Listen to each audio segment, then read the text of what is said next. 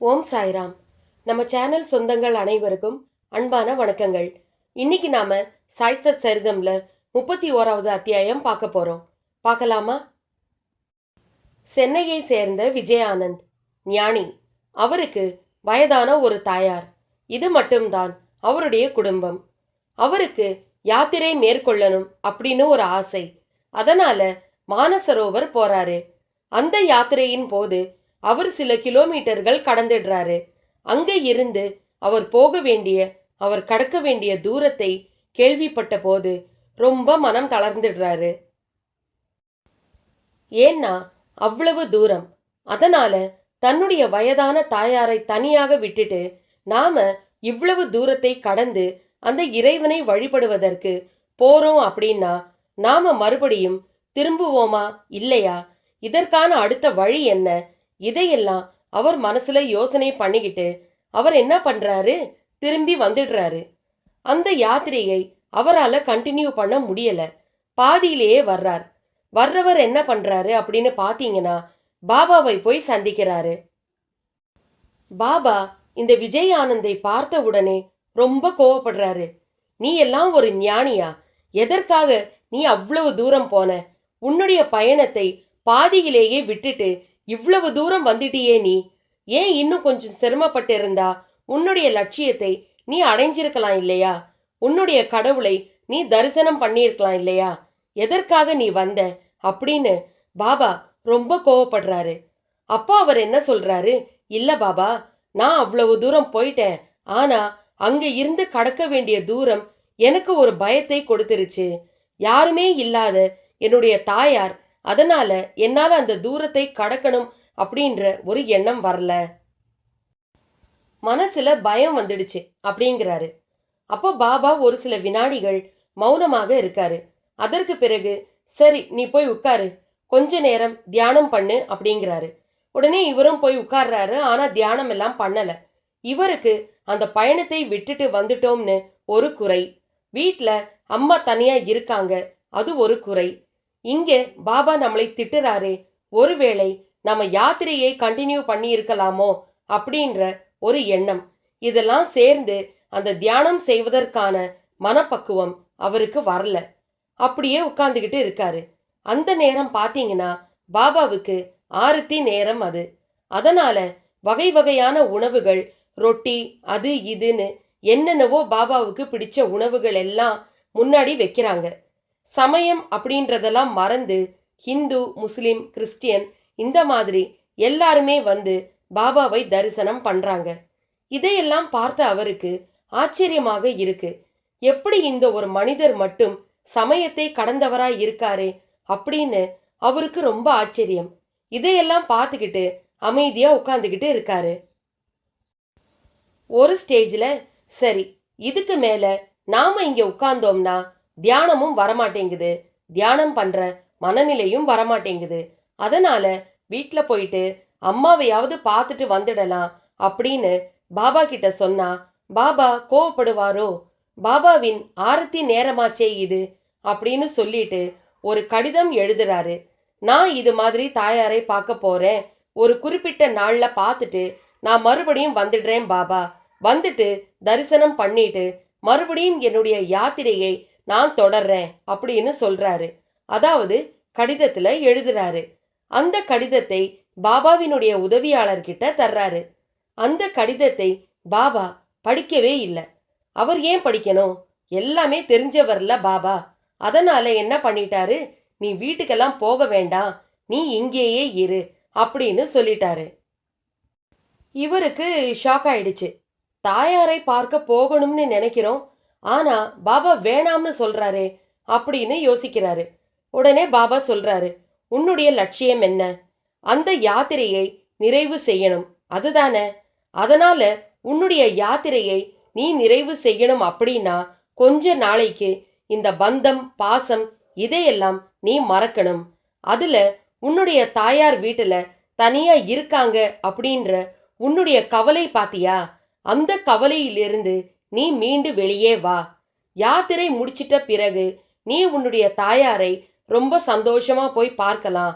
அதோட இல்லாம ஒரு ஞானிக்கு துறவு வேணும் அப்படின்ற ஒரு மனிதருக்கு இந்த ஆசா பாசங்கள் அதெல்லாம் இருக்கக்கூடாது அப்படின்றதையும் பாபா உணர்த்துறாரு. இதையெல்லாம் கேட்ட அந்த விஜய் ஆனந்துக்கு லேசான ஒரு தெளிவு பிறக்குது. சரி, பாபா சொல்ற இந்த வழியையே நாம ஃபாலோ பண்ணுவோம் அப்படின்னு சொல்லிட்டு ஒரு முடிவுக்கு வந்துடுறாரு. அப்போ பாபா கிட்ட கேக்குறாரு, பாபா நீங்க சொன்னா அது சரியா இருக்கும், அதனால நீங்க என்ன சொல்றீங்களோ நான் அதையே செய்யறேன் பாபா அப்படின்னு சொல்றாரு. அப்போ பாபா சாதாரணமான ஒரு சிரிப்பு சிரிக்கிறாரு. அந்த சிரிப்புல 1000 அர்த்தங்கள் இருக்கு. ஆனா அந்த அர்த்தங்கள் எதுவுமே இவருக்கு தெரியக்கூடாது அப்படின்னு பாபா நினைக்கிறாரு. பாபா என்ன சொல்றாரு, ஒரு புத்தகத்தை கையில கொடுத்து, இந்த புத்தகத்தை ஒரு வாரத்திற்கு நீ இங்கே படி, படித்த பிறகு உன்னுடைய யாத்திரையை பத்தி யோசிக்கலாம் அப்படின்னு சொல்றாரு. இவரு கேக்குறாரு, என்ன பாபா யோசிக்கலாம்னு சொல்றீங்க? நான் யாத்திரை போகணும்னு நினைச்சுதானே நீங்க சொன்னீங்க, அப்போ என்ன யோசிக்கலாம்னு சொல்றீங்க? அதுக்கு பாபா, போ அந்த புத்தகத்தை படிப்பா அப்படிங்கிறாரு. அவர் என்ன பண்றாரு, போயிட்டு அவருக்குன்னு ஒதுக்கப்பட்ட ஒரு அறையில உட்கார்ந்து பாபா கொடுத்த அந்த புத்தகத்தை படிக்க ஆரம்பிக்கிறாரு. அந்த புத்தகம் எதை பற்றியது அப்படின்னு கேட்டீங்கன்னா, மரண பயத்தை வெல்லக்கூடிய அம்சங்கள் அடங்கிய ஒரு புத்தகம். அந்த புத்தகத்தை அவருக்கு கொடுத்து பாபா படிக்க சொல்றாரு. அந்த புத்தகத்தை படிக்கும் பொழுது அவருக்கு மனசு லேசாகுது, புத்தி தெளிவாகுது. நம்ம யாரு அப்படிங்கிற ஒரு எண்ணம் அவருக்குள்ள வருது. அந்த ஒரு தெளிவோட, அந்த ஒரு மனநிலையோட அந்த புத்தகத்தை மேற்கொண்டு நல்ல விறுவிறுப்பா படிக்கணும் அப்படின்ற ஒரு எண்ணத்தோட முழு மூச்சாக அந்த புத்தகமே கதி அப்படின்ற ஒரு ஸ்டேஜில் அவர் தொடர்ந்து அந்த புத்தகத்தை தவிர அன்ன ஆகாரம் கூட வேணாம் அப்படின்னு சொல்லிட்டு அந்த புத்தகத்தையே படிக்க ஆரம்பிச்சிட்டாரு விஜயானந்த்.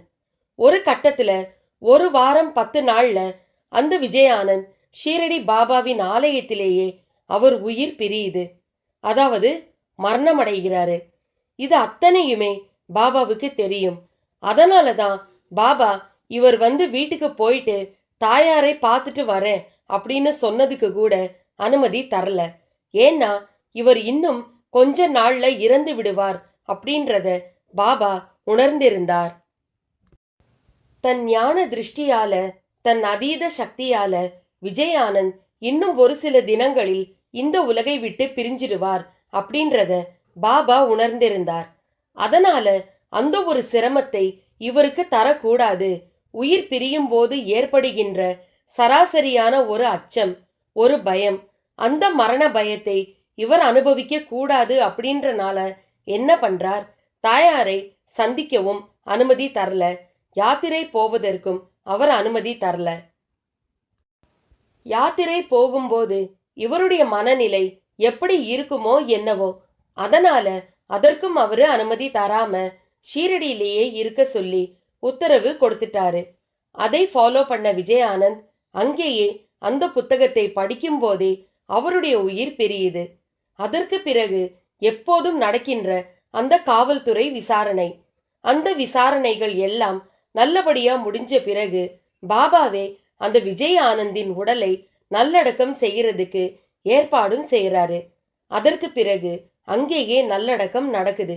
இது பாபாவை நம்பி விஜயானந்த் வந்தாரு. யாத்திரை போக முடியல, அதனால பாபாவை பார்க்கலாம் அப்படின்னு வந்தாரு.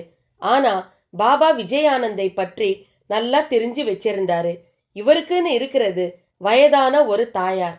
இவர் மறுபடியும், அதாவது விஜயானந்த் யாத்திரை போறதா சொல்லிட்டு தான் தன் தாயார்கிட்ட இருந்து விடை பெற்றாங்க.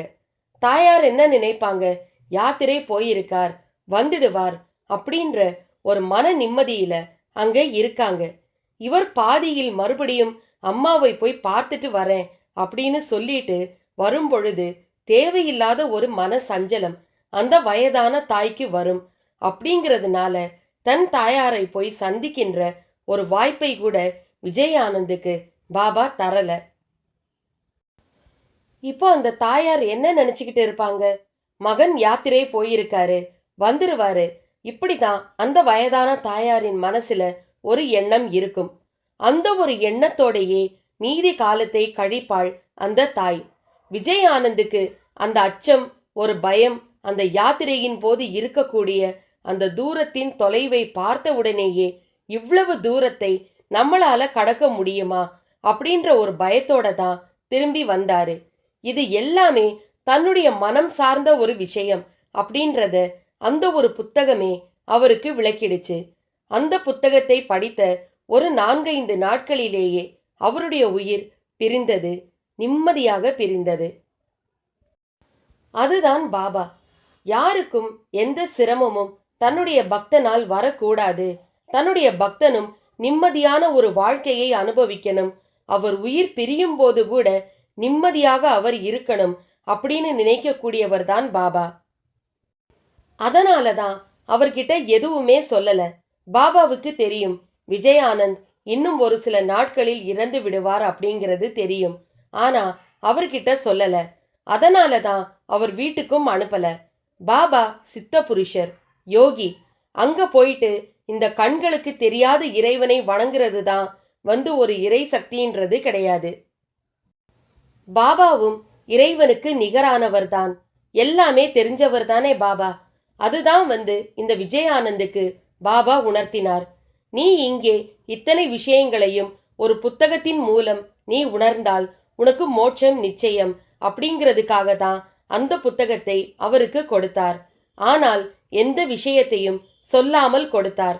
அந்த புத்தகத்தை படிக்க படிக்க விஜயானந்த் அந்த புத்தகத்துக்குள்ளேயே ஐக்கியமாயிட்டாரு. அதற்கு பிறகு தன்னுடைய முழு மனதுடன், முழு விருப்பத்துடன், முழு ஈடுபாட்டுடன் இந்த புத்தகத்தை படிக்கும் பொழுது அவரின் ஆத்மா ரொம்ப நிம்மதியா பிரிஞ்சது. எந்த ஒரு குறைகளும் இல்லாமல் பிரிஞ்சது. இதுதான் அந்த விஜயானந்தின் ஒரு கடைசி நாட்கள்.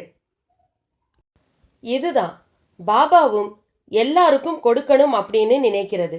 அதாவது தன்னுடைய பக்தர்கள் எப்போதும் எந்த சூழ்நிலையிலும் எதுவும் இல்ல, எதுவும் கிடைக்கல அப்படின்றதெல்லாம் இருக்கக்கூடாது.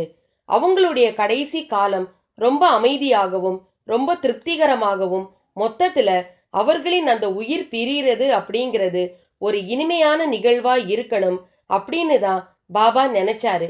அதுதான் விஜயானந்த் மூலமா நம்ம எல்லாருக்குமே உணர்த்தி இருக்காரு. பாபாவை நம்பி பாபாவே சரணம் அப்படின்னு நாம பாபாவின் பாதங்களை பற்றினோம் அப்படின்னு சொன்னா நம்மளுடைய கடைசி கால வாழ்க்கையும் விஜயானந்தின் வாழ்க்கை போலவே இனிமையாக அமையும்.